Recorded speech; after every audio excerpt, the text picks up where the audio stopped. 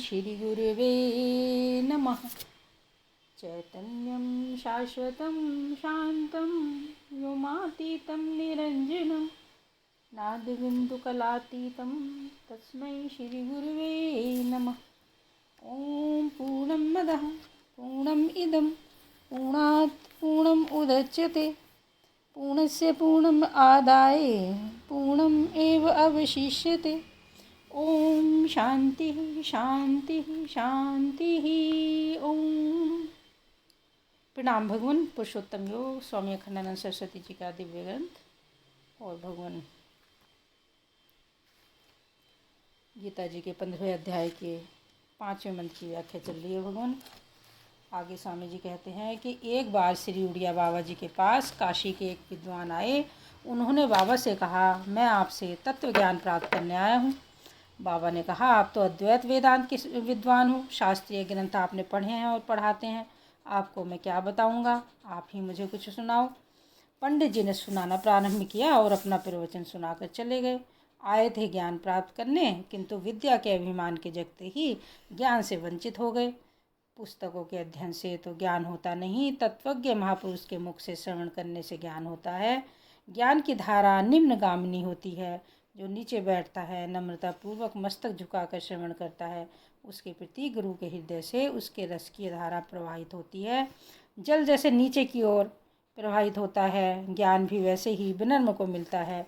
ऊपर बैठकर गर्व से मस्तक उठाकर ज्ञान प्राप्त नहीं होता। गीता का एक हनुमत भाष्य है, उसका नाम पैशाच भाष्य है। उसकी भूमिका में एक कथा लिखी है। महाभारत के युद्ध में भगवान श्री कृष्ण जब अर्जुन को गीता का उपदेश कर रहे थे, तब अर्जुन के रथ की ध्वजा पर बैठे हनुमान जी भी बड़े ध्यान से वह उपदेश श्रवण कर रहे थे। जब महाभारत का युद्ध समाप्त हो गया और रथ के भस्म होने का समय आया, हनुमान जी ध्वजा से कूदकर नीचे आए और भगवान के समीप जाकर बोले, प्रभु, आपने युद्ध के प्रारंभ में जो ज्ञानोपदेश अर्जुन को दिया था, उसे मैंने भी सुना है। मैं ज्ञान का चोर न समझा जाऊं, इसलिए आपको निवेदन कर दिया। दूसरों की बात सुनकर पढ़कर फिर उसे अपने नाम से छपवा देने वाले आज के लोगों को क्या कहा जाए। पहले तो गुरु के अनजाने सुनना भी ज्ञान की चोरी मानी जाती थी। हनुमान जी की बात सुनकर भगवान ने कहा, हनुमान, तुमने गीता का उपदेश सुन लिया, इसमें तो कोई दोष नहीं, तुम उचित अधिकारी हो, किंतु तुमने सुनाने वाले से उच्च आसन पर बैठकर सुना, इस दोष से तुम्हें पिशाच होना पड़ेगा।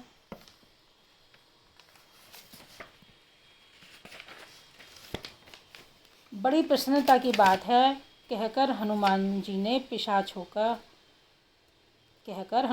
पिशाच होना स्वीकार कर लिया, क्योंकि जो सच्चे भगवत भक्त हैं उन्हें तो कहीं किसी योनि में डर लगता नहीं। सरग नरक अपबरग समाना, जहाँ तहाँ दीक धरे धनुवाना। हनुमान जी को तो सर्वत्र अपने स्वामी के ही दर्शन होते थे। भगवान श्री कृष्णचंद्र ने बताया, जब तुम गीता पर एक भाष्य बना लोगे तब पिशाच से छूट जाओगे। इस कथा का तात्पर्य यह है कि अपने अहंकार को नीचा किए बिना ज्ञान की प्राप्ति नहीं होती। ज्ञान से मान बाधित हो जाता है, ज्ञान मान को खंडित कर देता है। मोह व चित्त की विपरीत अवस्था का नाम मोह है। चेतन को जड़ मानना, आनंद को दुख मानना, दृष्टा को दृश्य मानना, यह चित्त की विपरीतता ही मोह है। निरुपद्रव अवस्था में चित्त में मोह का होना पता नहीं लगता। एक सज्जन घर से ज्ञान की प्राप्ति के लिए चले। उनसे मैंने घर के बाल बच्चों का हाल पूछा तो बोले, अब उनकी चर्चा मत कीजिए, मैं तो सबको त्याग कर आया हूँ। मुझे तो अब आत्मज्ञान प्राप्त करना है। 2-4 दिन ठीक रहे, इसके बाद घर से पत्र आया कि उनके जमाई आने वाले हैं। बस वे चल खड़े हुए और घर गए तो फिर बहुत दिनों तक नहीं आए। मोह विचार को नष्ट कर देता है, उसके कारण मनुष्य न्याय अन्याय नहीं देख समझ पाता। एक स्थान पर 2 बच्चे बीमार पड़े थे। चेष्टा करने पर भी केवल 1 छटाक दूध ही मिल सका। दोनों बीमार बच्चों में से एक की माता वहाँ थी। उसने वह पूरा दूध अपने बच्चे को पिला दिया। दूसरा बच्चा भी बीमार है, उसे भी दूध की आवश्यकता है, दूध उसे न देना इस समय बड़ा अन्याय है। यह सब बातें उस माता ने सोची ही नहीं। ऐसा क्यों हुआ? मोह के कारण। मोह व्यक्ति के विवेक को, उसकी विचार शक्ति को नष्ट करके उससे अन्याय पक्षपात कराता है। मोह विचार नष्ट करता है और मान दूसरों को अपने से नीचा समझता है। अतः भगवान को प्राप्त करने के लिए निर्माण मोह होना पड़ेगा। ओम शांति।